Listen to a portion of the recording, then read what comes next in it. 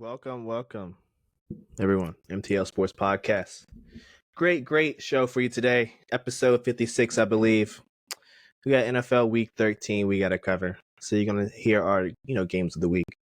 And then, of course, we got some rapid fire. So we're going to go over NBA in-season tournament. The matchups for the actual tournament have, been finalized. So we'll go through some, the first round games. We'll preview those and some more to come. So with that, stay tuned.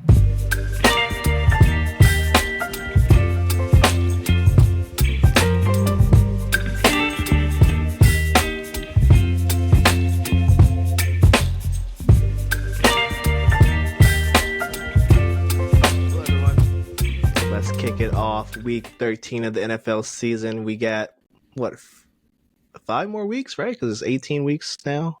Yes, sir. All right, so we got about a couple more weeks of previewing these games until we get to the playoffs. So with that being said, Lawrence, I'll let you start off first. What is your first game of the week? Well, I'm just going to throw a meme out there first. I'm not going to go with it as a game of the week or anything. But I'm gonna ride with the Patriots to cover the spread against the Chargers, and the Patriots to upset the Chargers, and win at home. Not because the Patriots are any good, it's just because the Chargers are that bad. And I think if we do see that happening, I wouldn't say the spread, but if we see the upset happen, you're looking at the Chargers. Brandon Staley getting fired right after, not even taking the flight back from Foxborough. You don't think he's going to finish the season? He loses to the Patriots, who are 2-9, have no idea what they're doing at the quarterback position, cannot throw the ball on almost any team, and your defense is one of the worst teams at getting the ball thrown on you. And you're a defensive-minded head coach. Yeah, I think he wouldn't make the. I don't think they'd give him a flight back to from Foxborough. But let's get into some real juicy games, some games that I think that are going to be better than what we think they are. So first up, give me the Saints and the Lions. The Lions are coming off a stinker on Thursday night, or not Thursday, but Thursday. The Saints are at home. The Saints are in a heated battle for their division. And, the Lions like to air the ball out and then run second. Even though in reality, sometimes they should be running first, airing it out second. But they just don't know they don't seem to know how to make that pairing work, in my opinion. Ever since getting rid of Jameson Williams, Jamal Williams, sorry. I think they just missed that kind of power back role. I think they believe David Montgomery to be that kind of a power back role, but in reality, I think David Montgomery is just an older version of Jahmyr Gibbs. And they should just let Jahmyr Gibbs get the rock a little bit more. So 100%. I'm actually going to go with Saints to upset, but it doesn't even seem like it's that big of an upset looking at that, because it does have the Lions as a 4-point favorite. In the spread. Spread's only 4. I have gut feelings that the Saints win this game at home. The Saints always play better at home. It does say the Lions are 4-1 on the road, so maybe they are a good road team and not as good as a home team. But the Saints are notorious for just being really good at home. The Saints really need to get this one. And the one thing about the Lions defense, you just saw it with Green Bay, is the defense, the secondary is easily cookable. It can be cooked. What do the Saints need to learn how to do at some point in one of these weeks? It's learn how to throw the ball efficiently and effectively down the field. This might be one of those get-right games for your offensive weapons in terms of the passing game. On this other side of the Lions, this is kind of like one of those wake-up call games. I mean, you're only 8-3, but you've kind of just cruised through the season so far. You've lost when you lost, but you've also lost some games you should have won. And looking at this game, this is easily one of those games that, yeah, they should win, and they end up losing. Just like last week against the Packers. They should have won. And now you also got to believe that everyone's writing off the Saints because they just lost to the Falcons. So everyone's writing off the Saints. Everyone's like, oh, the Saints are dead to me. They're no good. The Saints have been doing this little show of winning one, losing two, kind of thing. Yeah. I just like the Saints to have a little bit of a bounce back. The Lions have a little bit more of a struggle. But it also just, it's going to fire something up in their bellies. I mean, you got embarrassed on Thanksgiving. You lost to the Saints the week after. We're gonna need some spark out of you guys. We're gonna need something. And then you look at their schedule coming up. Their next game would be at, it's a good back week. It'd be at the Bears. So hopefully they can win versus the Bears. And then they would have a game against the Broncos. So it's kind of a scary one for that because the Broncos are red hot. Hopefully they, fall off real quick. And then you're going to finish the season off the Vikings, Cowboys, Vikings. So you don't know how good the Vikings will be. Now we're starting to hear some rumors inside the Vikings mill about what they're going to do at quarterback during this bye week because I'm kind of with the coach. He doesn't look horrible, but Josh Dobbs just threw 4 interceptions in one game. Not the best. we made fun of Nathan Peterman when he did it, so we're going to have to make fun of you too, Dobbs. But you're not looking the best. By all means, if you're not looking the best, you got to look at somewhere else on your team, especially since that guy they started over him that 1 week, that got hurt with a concussion the first game. Well, he's back and available to use. So, he's a rookie too, right? Yep. Yeah. So just look up for the Vikings, but I see a Saints upset here. I just got a gut feeling as an NFC South fan. This is like a point in the season where the Saints always seem to do something. Nice. I'm kind of leaning that way too. I feel like +4 spread at home I feel like that's a good bet. I think that's what I'm going to take this weekend, but I kind of see where you're coming from, and I agree as well. But my first game, y'all, I'm gonna go Denver Houston, another 1:00 game. We're at Houston. Houston just lost to the Jags last week. Basically, I felt like that game pretty much solidified who's going to win that division. Some people think the Jags are going to slow down, but I think the Jags are 8-3. I feel like they would have to go on a horrible kind of skid to the Texans to catch up. But anyways, I think this is a get right game for the Texans. Last week was close. Just couldn't pull it out. CJ Stroud's been playing phenomenal. Did throw some picks last game, but Jags defense is good, not great. And then on the flip side, we look at the Broncos. They've been on the heater. I think they've won their last 4 or 5, right? They won their last 5. I think they won 6 out of 2.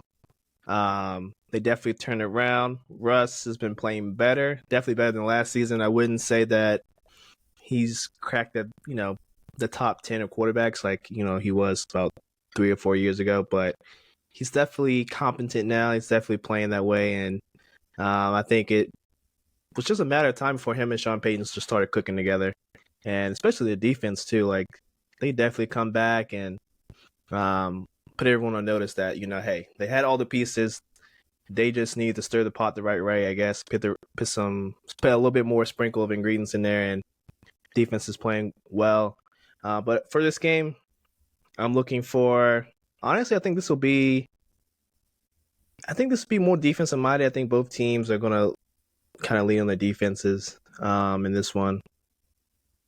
I think just the way both teams have been playing, honestly, I'm gonna lean Denver just because they've just been on the heater, and I don't think that a rookie quarterback is going to be the one that kind of extinguish the flame. I think it's going to take like a more veteran quarterback. But CJ Stroud, this is kind of a get back game for him. So if he can just forget about last week and kind of just play the way he's been playing all the other games, I feel like they do have a chance. And I mean, Vegas thinks so as well. Houston's 3 points, 3.5 at home. So I don't know. I would probably take the Denver spread on this one. Money line is looking kind of juicy. I think Denver does have enough to pull up the upset, though. I mean, I'm call it that. I mean, I'm kind of leading Houston here. I just for the pure fact that nothing against the Broncos, but they're just due for a game in which their defense doesn't get 4 or 5 or 3 or 4 turnovers again. They're just due for a game in which they're just going to have to be like, the offense is going to have to be the one that wins it for them, and they just come up a little short. But my only problem with the Broncos is they keep winning close games, but they just keep kicking a lot of field goals in those games. Yeah. And the one thing for Houston, they're going to go hard for it because, well, they don't have a good kicker. Their kicker got hurt. So they're playing with bare bones at kicker. They brought some guy out the street. Yeah, I know they tried to make him kick a 58-yard field goal, and he doinked it right perfectly on the crossbar. Yeah. But, he just doesn't have the power leg behind it. So, the Houston go for the throat every time they have the ball. They go straight for the end zone. So I just have Houston to stay right and keep playoff hopes alive.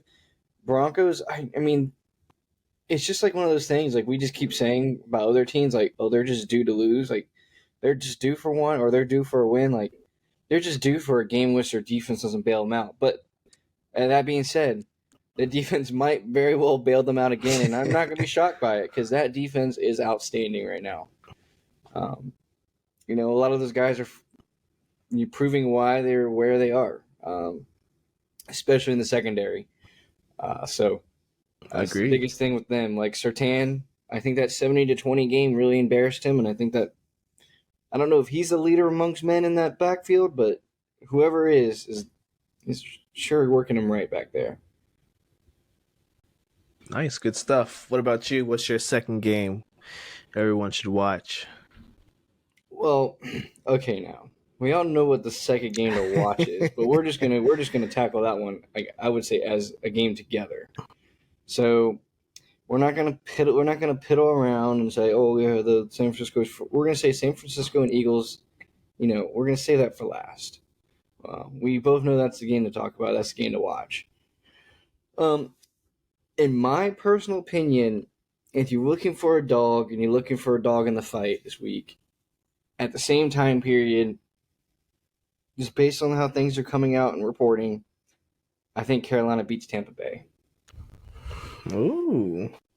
I'm not saying Carolina's any good, but I'm definitely saying Baker Mayfield is questionable.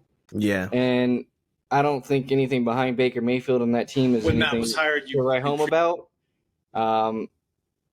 I think we're going to see something similar to last year with the Panthers when they lost their head coach.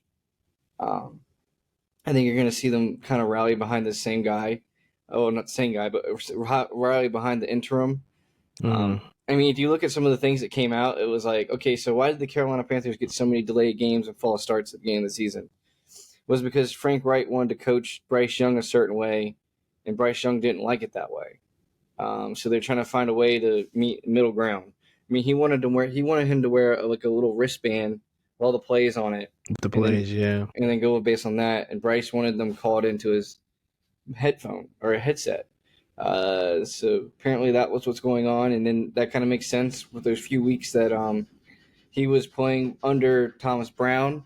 He didn't have a wristband on. So you also saw them clean house at the front. They got rid of the quarterback's coach and they got rid of like the running backs coach. So the head offense coordinator is going to be the running backs coach, which he was before.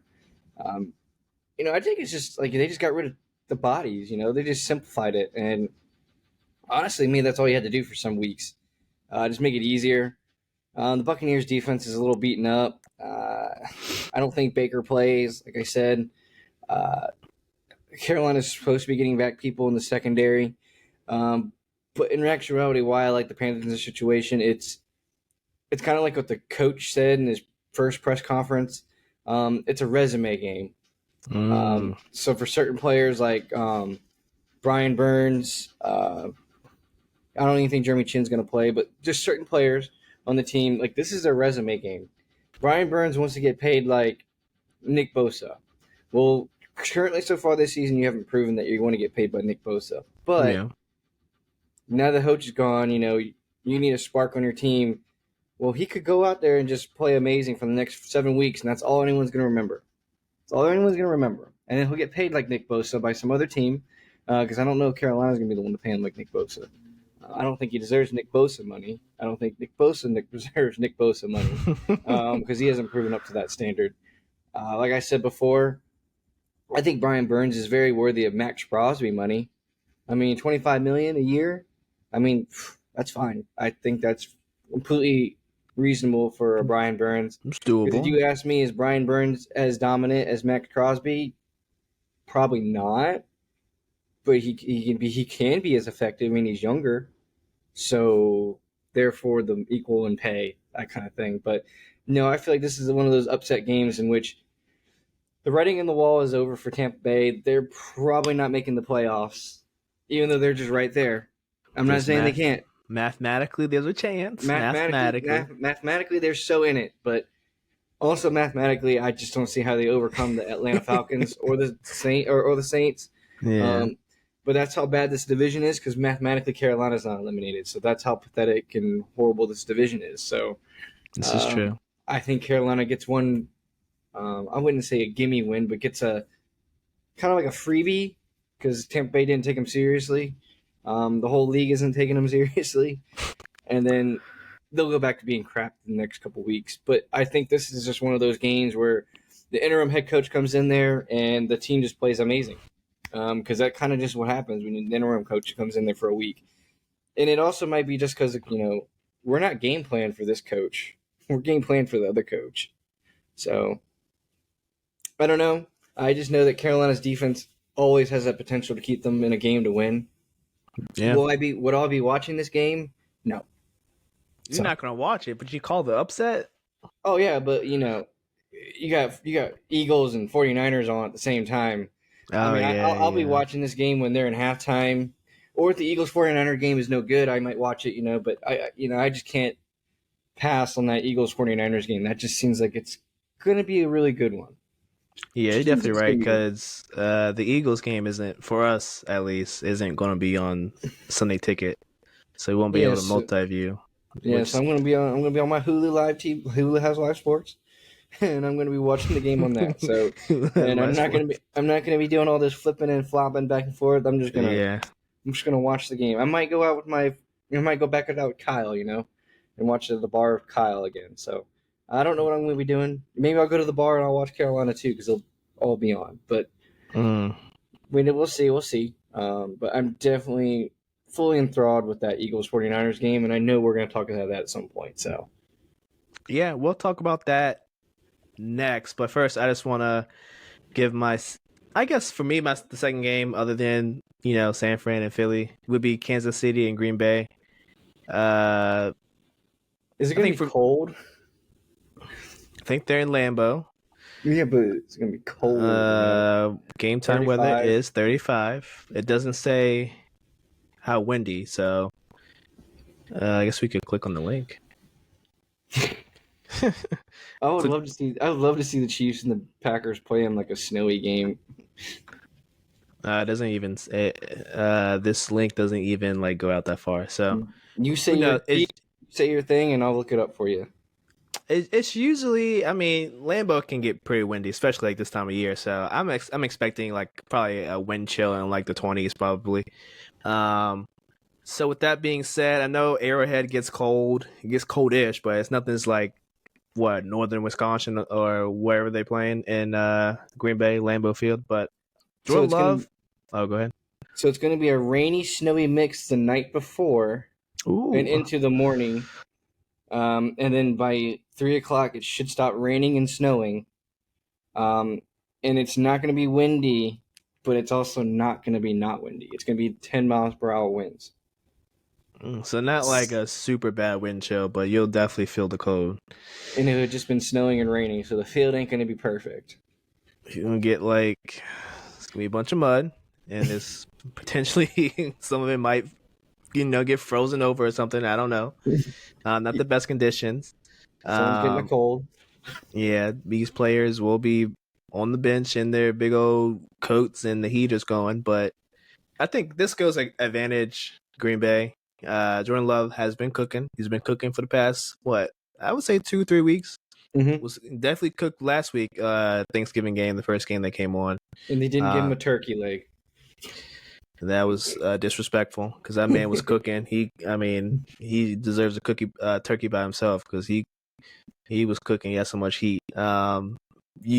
I mean, you pretty much saw the promise that Green Bay saw when they picked him in the first round and pissed off Aaron Rodgers. But I mean, he did so well that even A-Rod shouted him out on Pat the other day, or I guess yesterday. He said that was like one of the best games that he's seen Jordan play so far. So when your old quarterback who like basically was pissed that you that you got picked got picked in the first round instead of a receiver that he wanted, he's giving you props. I mean, that says enough right there. So, running the ball, extending plays, throwing the deep ball, he's doing it all right now. And then Mahomes, I feel like Kansas City offense had like a get right game last week against the Raiders. Although the first quarter they were down 2 touchdowns, but they picked it right up. I think they scored like 31 points, which is the most since like against the Chargers a couple weeks ago. So, I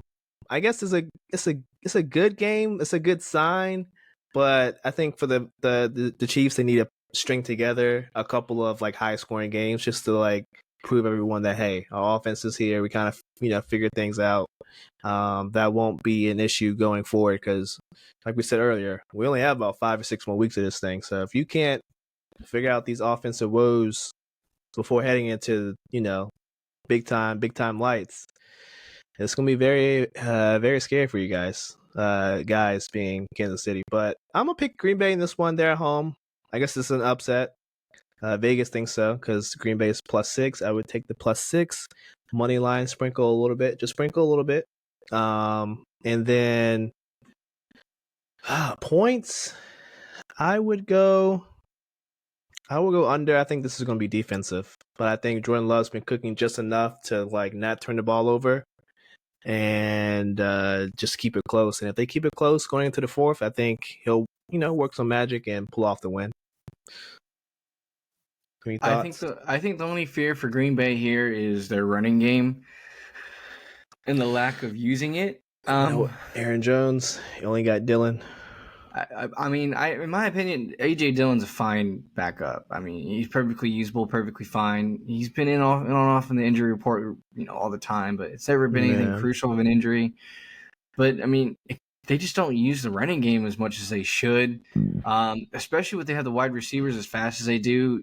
I mean, you watch the Lions in their same division and conference or same division do it, like just bootlegs, end arounds, anything with the wide receiver. I mean, that Jalen Reed guy is really fast. You watch him run the ball from on end arounds or from the backfield. He makes moves, he makes plays. It just seems like it's an underutilized aspect of a game they could be using to get those guys more, I want to say, in more favorable positions, especially to stretch out Kansas City because Kansas City's been really good against the pass this season. Their one weak point has been the running game, protecting against the running game, which is why the Raiders did such a good job at the beginning of the game because they were running the ball on them. And once the well dried up a little bit and they had to go to the pass game, they didn't get it started again. They tried to go back to the running game. They couldn't get it started again, so they should have never left it to begin with. And by then they just fell too far behind. They had to throw the ball. So accumulation of a lot of things. But if I'm Green Bay, you can trust Jordan Love to make the plays because he's been doing it in the last couple of weeks. He's kind of proving it right now. He's kind of proving his worth. He's kind of proving that he can do it. So how about you give him an easy beginning part of the game, running the crap on him, make him respect you, and then throw it down their throat. I think agree. That's the motive to face Kansas City. Whether or not you can make it work to win, it's another thing to be seen.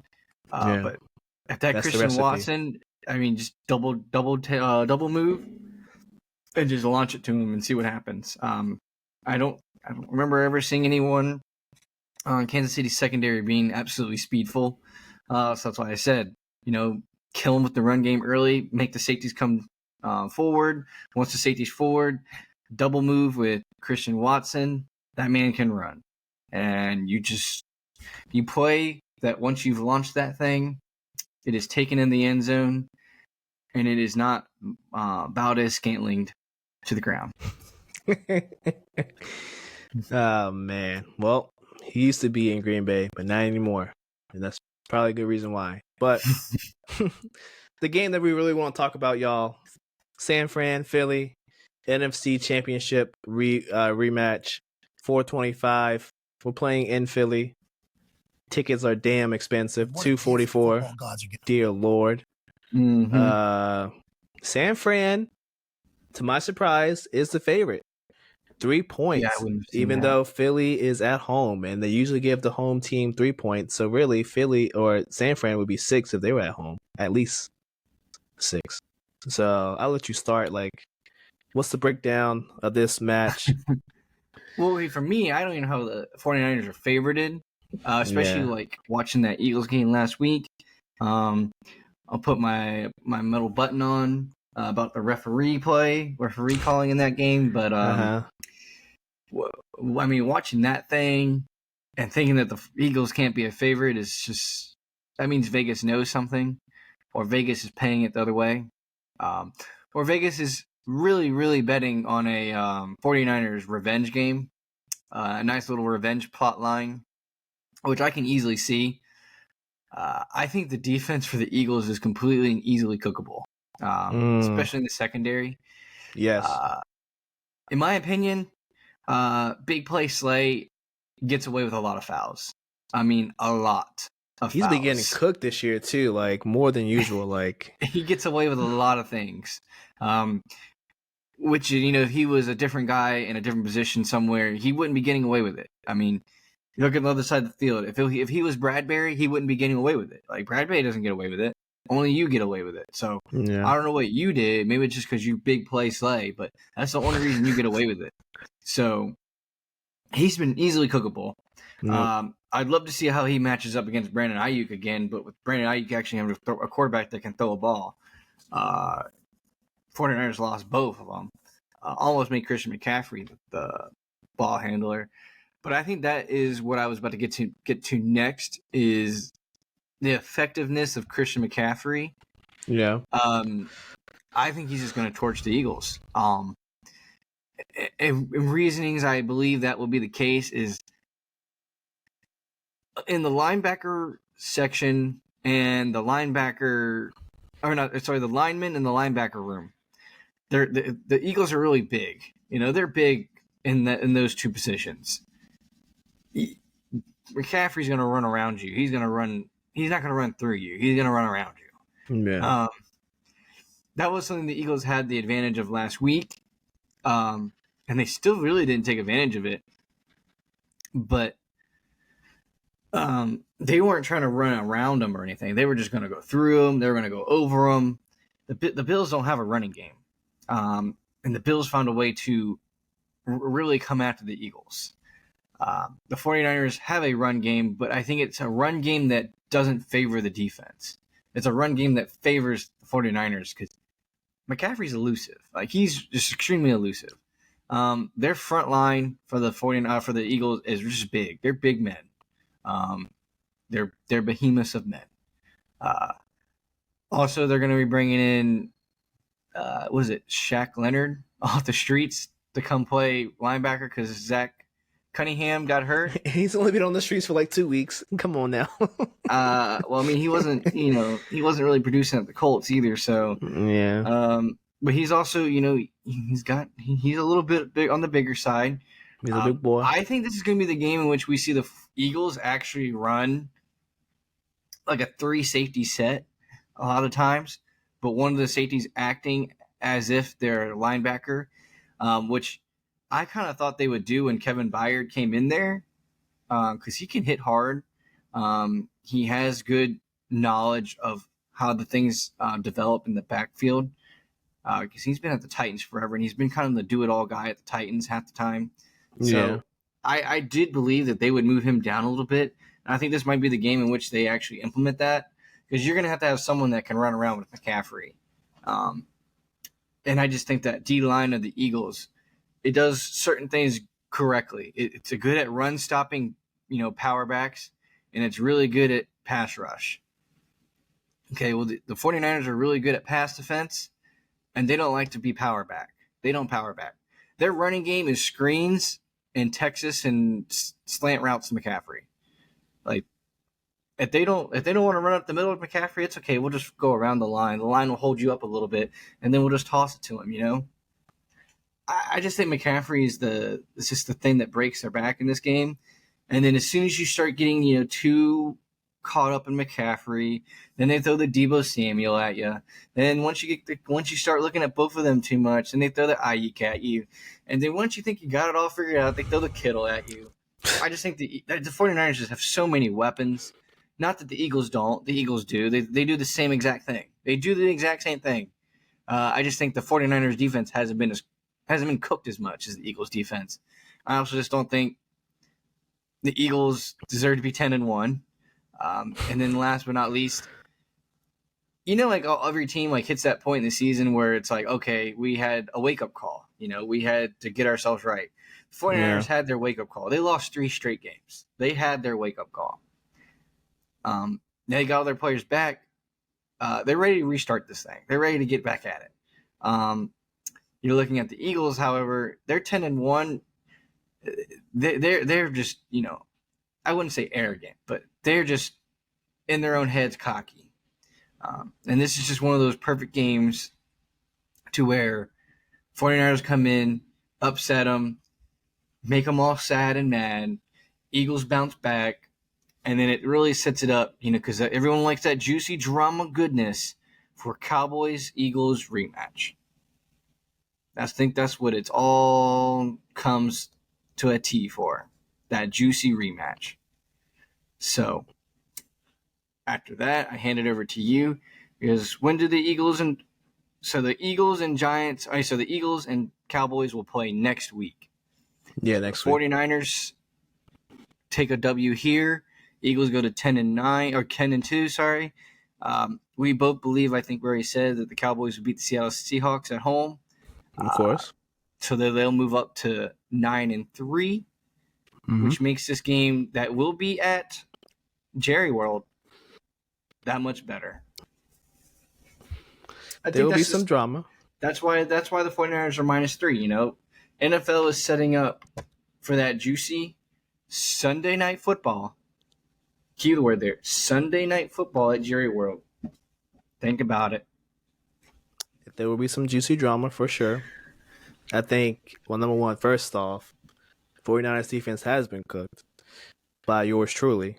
Number two, they definitely have had their epiphany. Did Mr. Joey B throw 3 touchdowns? We scored 31. But that's nothing here nor there. Nothing here nor there. Let's go weeks ago. I'm sorry.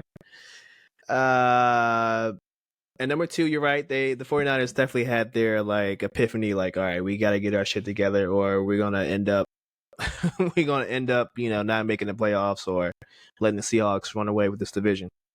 With that being said, though, I don't think this is the game that the Eagles will go 10-2. I think it will be next week for the reasons that you just said. Hey, Cowboys, Eagles, in Jerry World, Sunday Night Football.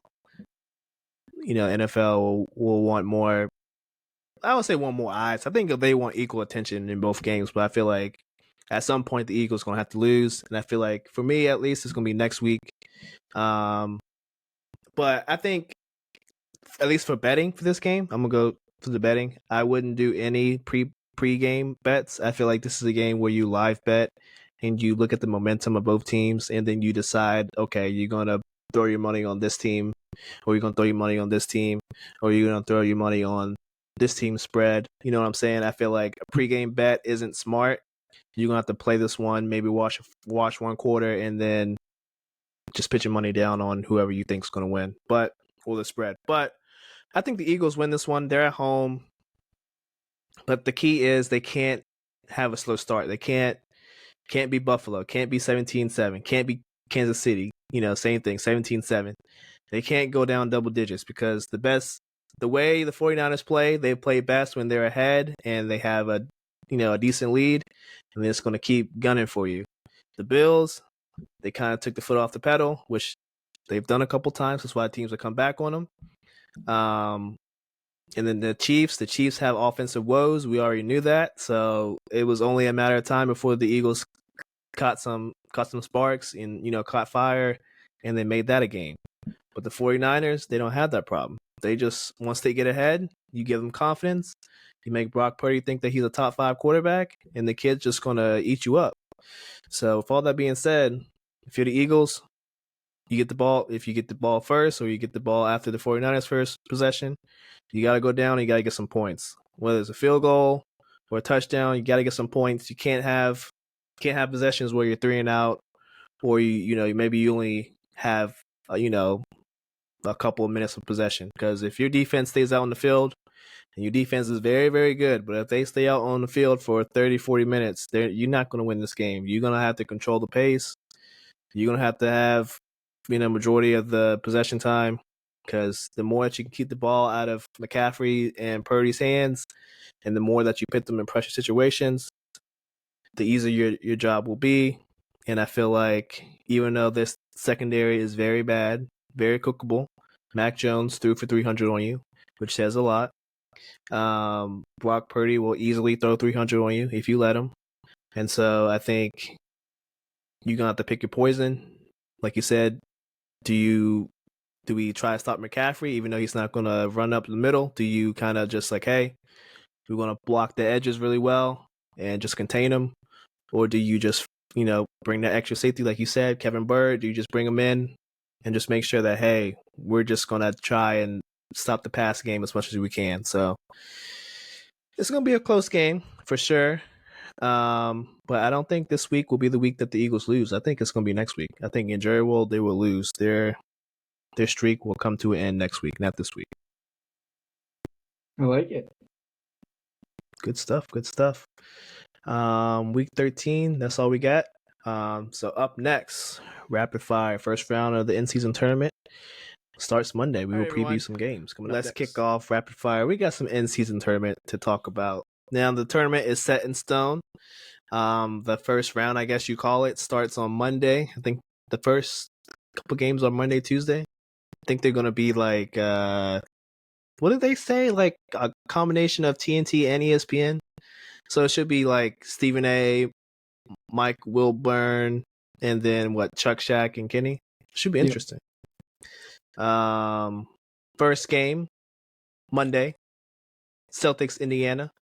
Now we did have I think we had both of these teams making it, didn't we? We definitely said Indiana because they're young, had a lot to prove.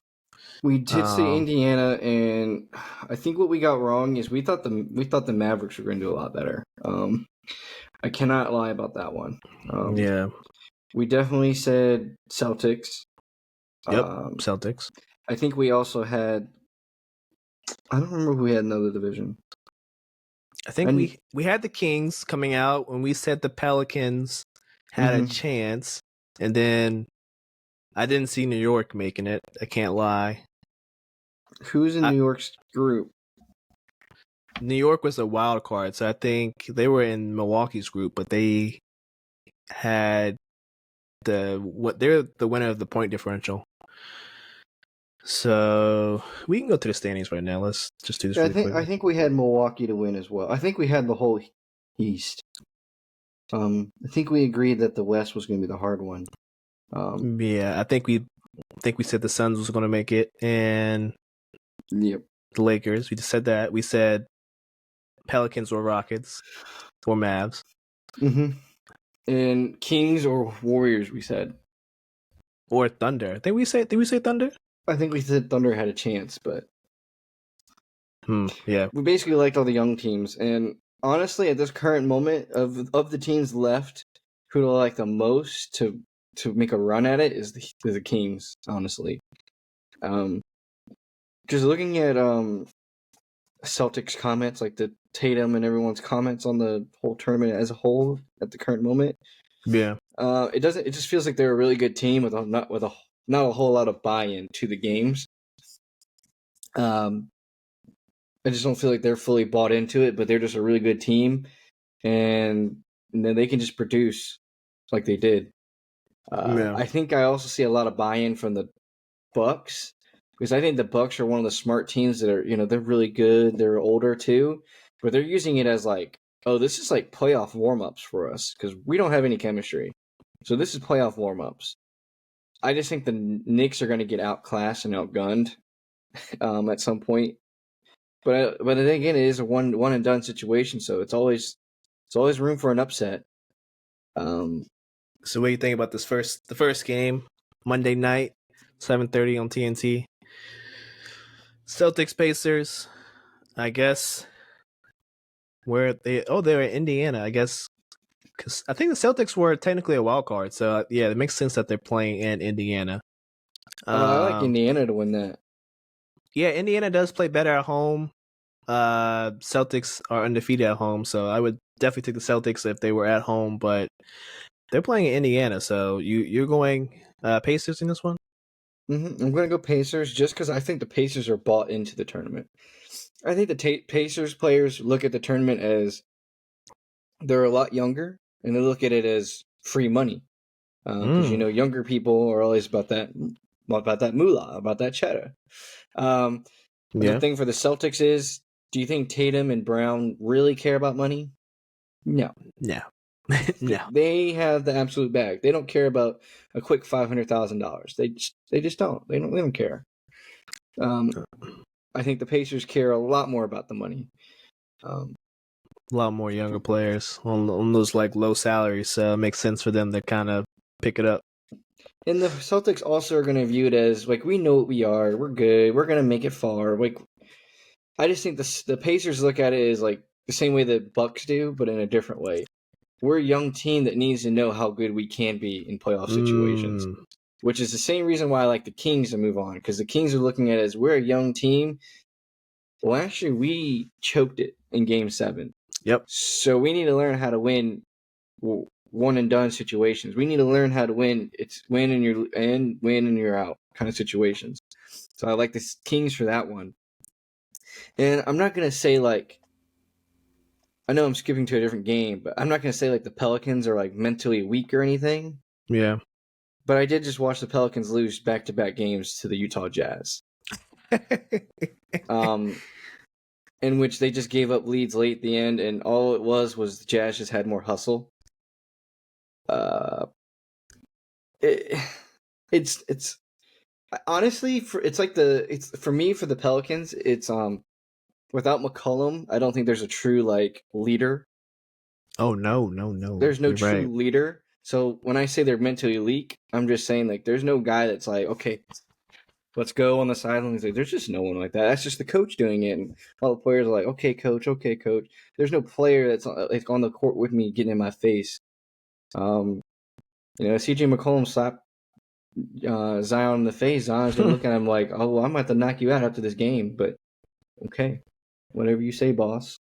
My thing with the Kings, they honestly have two leaders on first team and second team. Malik Monk is capable of hitting game winners, and he's coming on the bench on the second unit. So yep, they got a leader on both sides. I think the Pacers have themselves a leader in Halliburton. I think he's proven himself a leader. Yeah, obviously.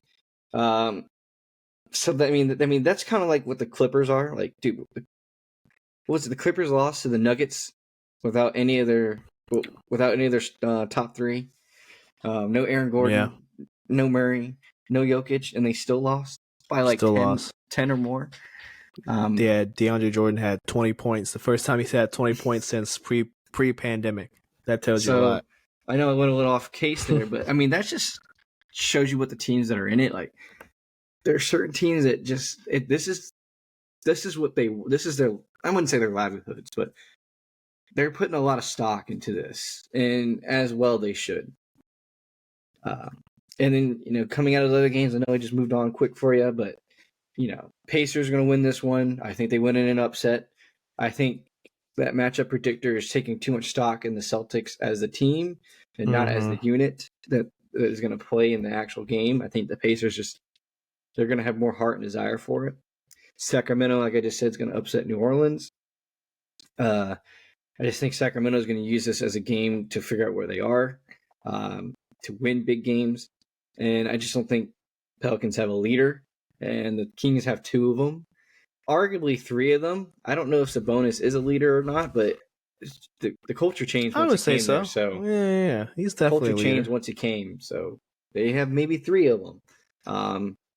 And then they have veteran leadership on a guy on the team who's been there and won that with Harrison Barnes. Barnes, yeah. Yeah, he might that's not big. be the greatest player of all time by all means, but he's won a championship and he was part of a team that won it, so he knows what they're doing. So moving on from there, I got the Bucks winning. Like I said, Bucks are a team that have a leader.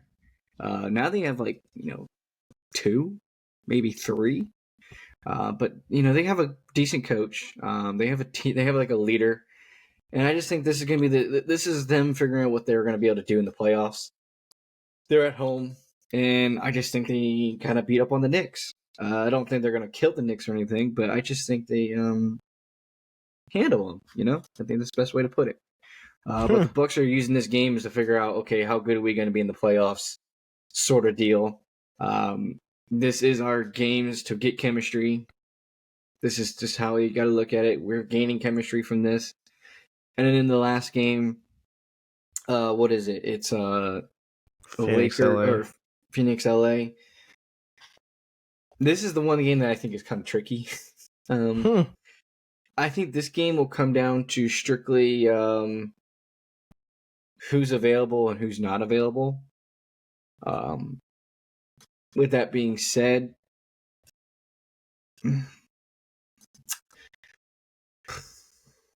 this is really hard. Now I'm looking at it and putting it all in my head. A big part of me wants to be like, okay, give me Phoenix. Another one of those reasons they're trying to get that playoff mentality going. They're trying to figure out how they're going to be in the playoffs. But then you look over there in the regular game series right there, and it literally says Lakers have won both matchups. Both of them so far. On the road and at home. So with that being said, I'm going to follow suit. I'm going to take the underdogs, and I'm going to go Lakers. Because for the same reason the Suns want to win, this is a good teaching moment for LeBron and his crew. Think of him as Luffy, and he is going to be whipping his boys into shape. Okay, I like that analogy. Let's go back through. I'm gonna pick for the first game. I'm gonna go just like you. I think the lines aren't out yet, but I'm gonna go Pacers. I think Celtics would probably cover the spread, or they. I mean, Pacers aren't gonna be favored, so Celtics will probably be like minus like 6 or something, but Pacers will win, cover the spread. They're at home. They're playing for more. Celtics, it might be an off game for them. They lost all their games away, so I think, like you said, they'll take it serious, but they just might have a bad game, and I'm expecting them to have a bad game, and it's just gonna be, like a great shooting night from Halliburton and crew. And because they have a lot to play for, more than just like the 500,000. A lot of these guys are playing for contracts or playing to get traded. So winning a game like this and continuing through the tournament will do wonders for a lot of the guys if they can prove that, hey, still got something to tank, or hey, I'm not cooked yet. I'm not untradeable. I still have some value. So I'm going Pacers. Second game, I'm gonna go Sacramento as well. I think the Kings definitely have a lot to prove after what happened in the playoffs, losing that game 7. I think especially after last night when they were down by a lot, and then they just kept fighting, and then eventually in the fourth quarter, made Golden State turn the ball over, and then capitalize on those turnovers. They broke those old men, man. They broke them. And they're just resilient, and I feel like at home they'll be resilient enough to beat the Pelicans. And they play similar styles of basketball, although the Pelicans aren't. I think the Kings are slightly better on defense. Pelicans don't really play defense. They play the same style, and I think for at this point in the season, the Kings have played slightly better style. But I mean, the regular season series will show you that the Pelicans have won both games. So I'm pretty sure Fox wasn't in this game. In both of the games, I think Fox didn't play, so kind of makes sense why they won. Then on Tuesday, I'm gonna go Bucks. I think it's a pretty obvious pick right here. I think the Knicks, they're playing well, but I think Milwaukee's at home. I think Giannis and Lillard had a lot to prove. They had a rocky start, but they kind of picked it up. Lillard has been going crazy in terms of scoring the past couple of games. Same with Giannis. And I think they got the gears clicking. I feel like they're gonna be a little bit too much for the Knicks, even though the Knicks have picked it up in the past couple of games. And lastly, but not least, we got our Lakers and our Suns.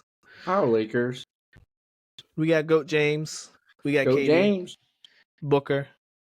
Beal is still out for a couple more weeks, so the Lakers have won the season series 2-0 so far. I'm leaning Lakers, but I wouldn't be surprised if the Suns do win this. The Suns have been playing better. The Lakers have just been losing games they shouldn't be losing. Right now, the Lakers are playing the Pistons. I think they're whooping them as they should, but when the Lakers play teams above 500, it's wishy-washy. Is it they're either going to play well or they're going to play terrible. And the Lakers are notorious this season for coming out slow. And I feel like if they come out slow against, Devin Booker, he's been back for a couple games. I think with that killer mentality, if he gets going early, I don't think he's going to let up. So I want to lean Lakers, but something's telling me the Suns is going to win this one. I think the Suns, they get their redemption.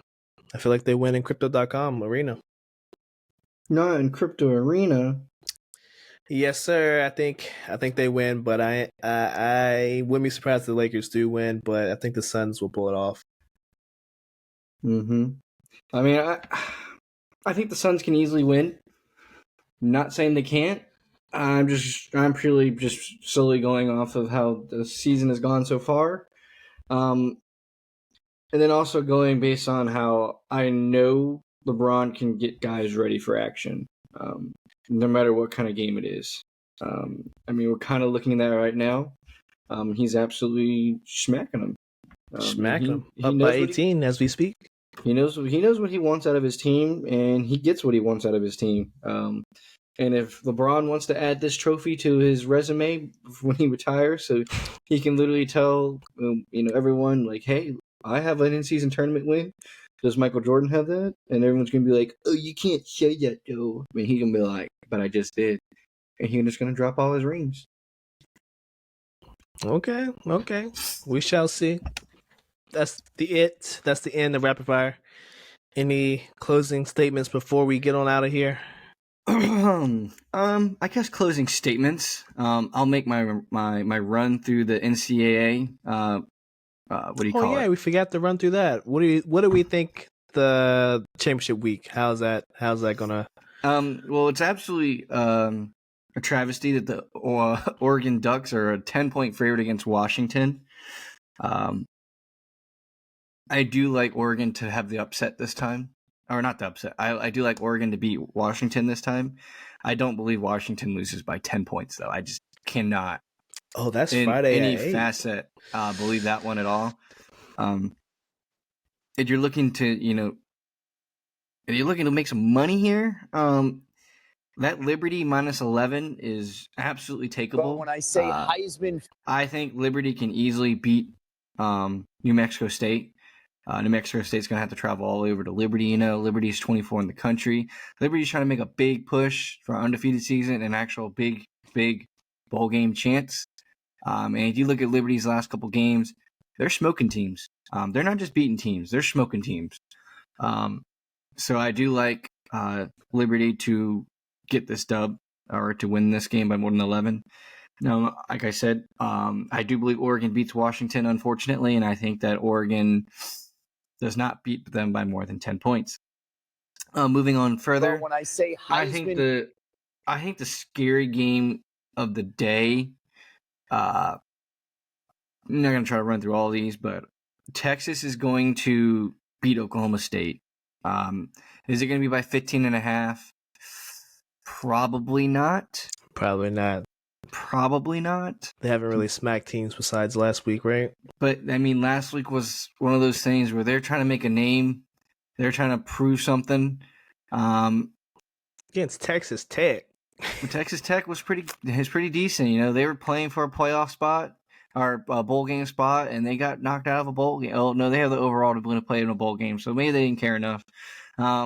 regardless, I like Texas to win this. So do you want to put it in a parlay? Texas money line minus 700. I mean, you can go ahead. I probably won't. It's too much juice. I'm not getting into all these smaller ones. I will. But Boise State, I like UNLV upset over Boise State. Wow. Okay. I like Toledo to beat Miami of Ohio. I'll just go through all the small ones. I like Tulane to stay strong and beat SMU. Tulane's one blemish on their record at 11-1. It was against Ole Miss. We all know that Ole Miss wasn't a slouch, but they just weren't amazing. Matchup predictor has SMU to win by a lot, according to that, but the spread's all on Tulane. Give me Tulane. I think they've got something to prove. I also think Tulane's just a really well organized how they do everything. So give me Tulane in the AAC championship. And then kind of just piggyback off of how I think maybe like a fire was sparked for this team, but give me Appalachian State over Troy, as Troy is a 6-point favorite. Some of these games do not ride with me. I don't truly know, but I got Appalachian State to win that game, mainly because they beat JMU and JMU had all the eyes on them, and they completely stole that momentum from them. Kind of look at them to keep the same momentum going. I mean, you beat an undefeated team, and then the next game out, you absolutely whoop a team. Yeah, you got momentum. You got momentum. You absolutely sparked it. So moving on to the games that actually matter. Actual big, huge matchups that are going to define the league 1 year before the 8-game Before or we 8 switch team. over. Yeah. I keep saying 8-game. It's 8-team. Anywho, we're going to start with Georgia and Alabama. Roll Tide. I got Georgia to win this one. Okay. It is a home field advantage for Georgia as well, but it won't seem like that because they are at Mercedes-Benz Arena or Stadium. Sorry, Both schools are going to show out. Yeah, they're going to show out. I mean, yeah, they're going to show out. Anywho, I got Georgia. I just don't think Milroe is going to have enough for that defense of Georgia. Not hating on Milroe, he's done a lot better than what he started the season at. I also just don't believe that the quarterback for the Bulldogs is all that amazing either. No. But every time Georgia's faced a good team, they've just snuffed their flame. Like they just put their flame out. And I think one thing that will, hurt Alabama a little bit is the last few games of the season, they didn't play anyone tough. I mean, okay, they barely beat Auburn, but Auburn wasn't very good. You look at Auburn's overall record; they were 6-6. They were 3-5 in the SEC. They got all their wins outside of the SEC. They beat up Chattanooga. Okay, cool. That's cool. University of Kentucky completely fell off. Yep. And so you're telling me your last important big game for your for your whole season was against LSU, and that was 4 weeks ago. Tennessee was 5 weeks ago. So, and yeah, so it's been a while since you played, some really tough opponents that are really challenging you mentally and physically. As for Georgia, they had to face Missouri in that same LSU game, that same matchup. Missouri gave it all they could. Missouri actually did a lot better than most teams did all season against them. Ole Miss, well, they put up a fight in the first half, just like Ole Miss put up a fight against Alabama in the first half. However, Ole Miss did not come to play in the second half, just like they didn't play against Alabama in the second half. That's one of those games it's like a comparison game. You can compare the two. But then you look at that Tennessee game. And honestly, you're going to have to look at it this way. Tennessee literally scored on the first first run play. Let's just call it a run play. What was it? Like a sweep play? Whatever it was. A first sweep play. They scored 7 points right off the bat. They scored 3 points the rest of the game. That's just what Georgia's defense can do and will do. And then the Georgia Tech game, don't let the 31-23 fool you. I think Georgia was up 31 to, I think, like 13 or something at one point. And it was just kind of pity points because they just stopped caring. But But yeah, I guess that is kind of a blemish that you couldn't destroy Georgia Tech. But Georgia Tech does play a weird, fast style of football, so maybe that had something to do with it. I just think Georgia is facing important teams down the stretch to get in shape for Alabama. And Alabama just kind of, I don't want to say they got confident boosters against University of Kentucky and Chattanooga, but also that confidence has to be sky high after beating Auburn the way they did. So still, give me Georgia. And then I'm not even going to talk about Michigan, Iowa. Michigan's going to absolutely murder them. As an Iowa fan, I'm repping them right now. Iowa's going to get absolutely murdered. Oh, no. They're going to get absolutely murdered. Iowa does not have a quarterback. It is not worth watching. My emotion. There is absolutely no way in any earth, any universe that I will win this, and that is being a fan. I can be an honest and unbiased person to say that. So Michigan's going to roll them. 22 points, however, I don't know about that one. But I think they're going to still roll them. And then last but not least, Louisville versus Florida. Honestly, I think this is going to be the game. This is going to be the absolute barn burner game. Because Louisville weakness is their defense shows up here and there. It's very finicky when it wants to play and when it doesn't want to play. We watched Louisville beat Notre Dame. We also watched Louisville lose to Kentucky. Who Kentucky couldn't beat almost anyone at certain points in the season, or against any big teams. We also watched Louisville lose to University of Pitt. What was the University of Pitt's record? They were 3-9. So I think the problem with Louisville is their defense is very cookable, but their offense is really good at scoring points. What is the one thing Florida State can't do right now? Is they don't have a really flowing offense, but they have a really, really good defense. Now, why does that matter? I mean, if you look at it, the Florida game, what can Florida do really well at? Play defense? What can't they do? Play offense? Okay. Florida State had a hard-fought match against Florida. So you're gonna look at it the polar opposite way, though, because now Louisville is going to be able to put up points with Florida State. It's just that is Florida State going to be able to put up the points that Louisville can on a normal game with Jordan Travis? I think that is why this is going to be like the game. And I think that is why they put it at the 8 o'clock spot, because they do know that this is going to be the game that most people are going to want to watch outside of Georgia, Alabama. That's why this game is on at the same time as Iowa, Michigan, because no one's going to be watching that one. It's going to be blown out by the first half. How do I think it goes, though? Give me Florida State. I don't think they cover the spread. I think this is going to come down to like the absolute minute details, and I think that's where Louisville doesn't shine the most. On here, it has Florida State as -3.5. On there, it has Florida State -4.5.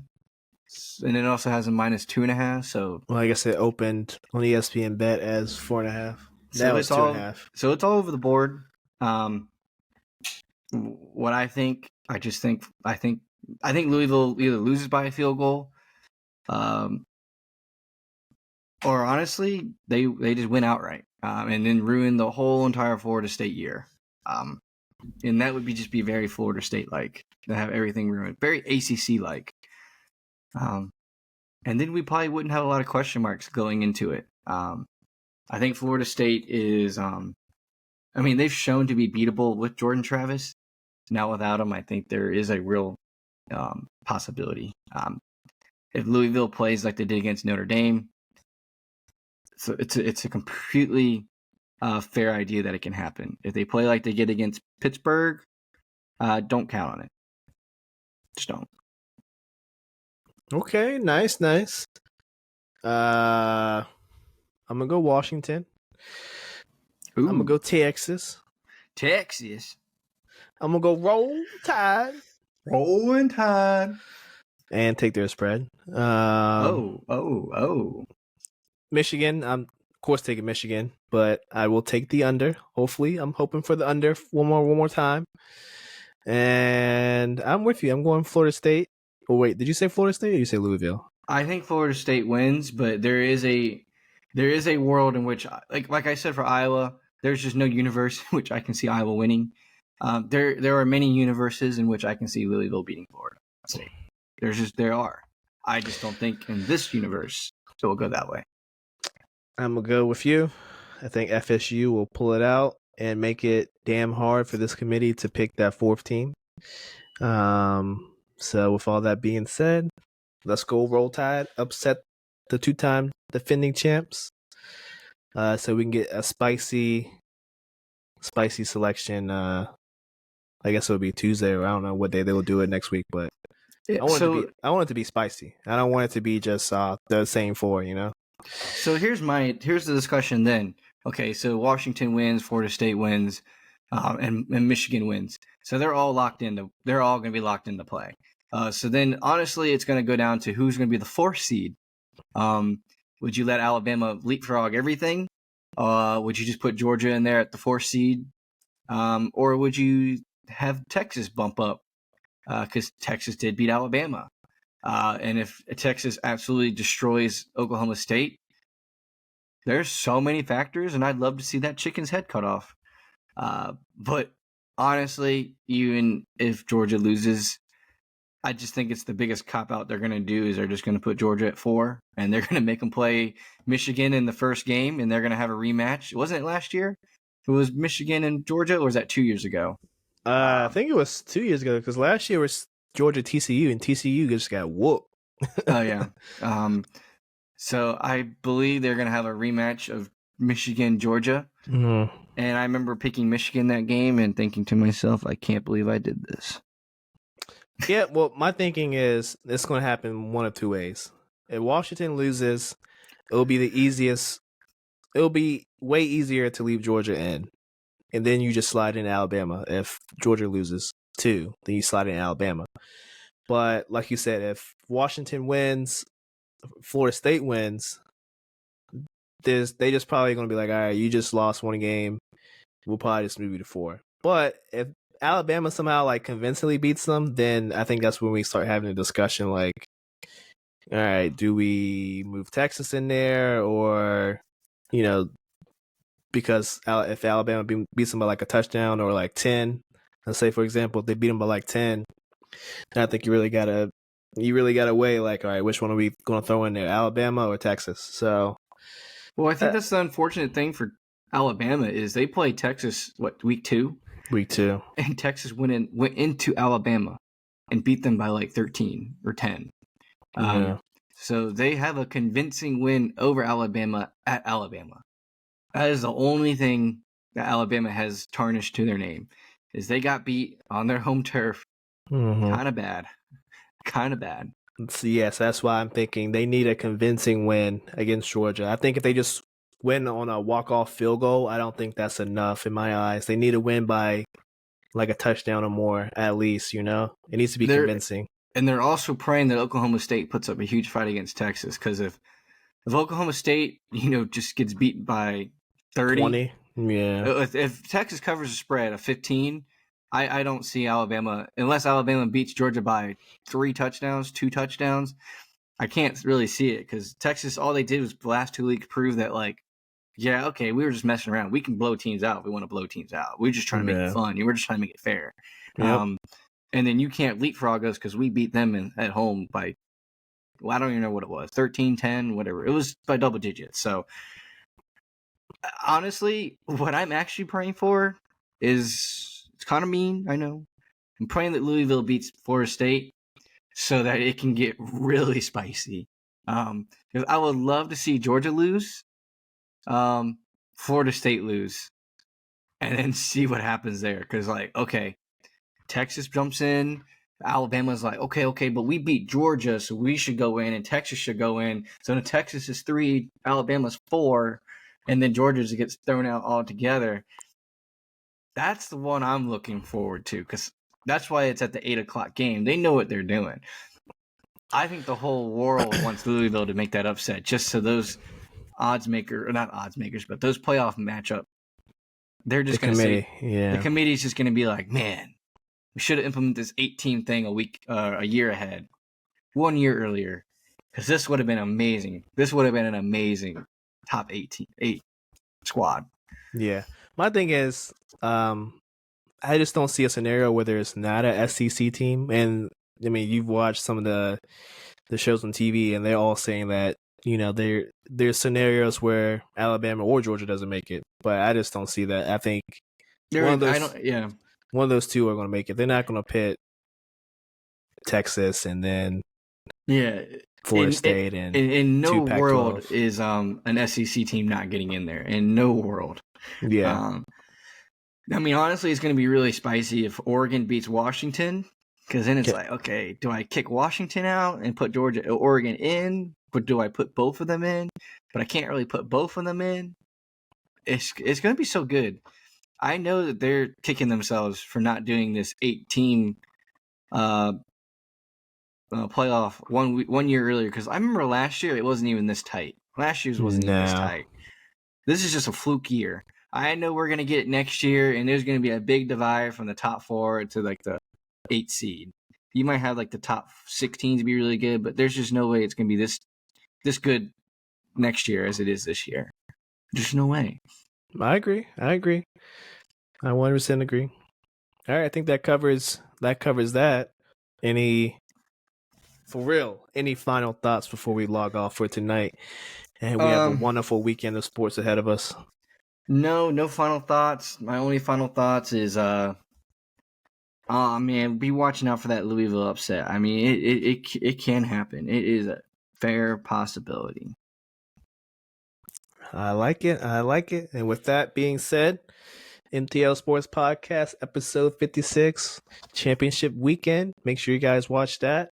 Watch some NFL, watch some NBA, all that good stuff. We'll see you next week. Peace.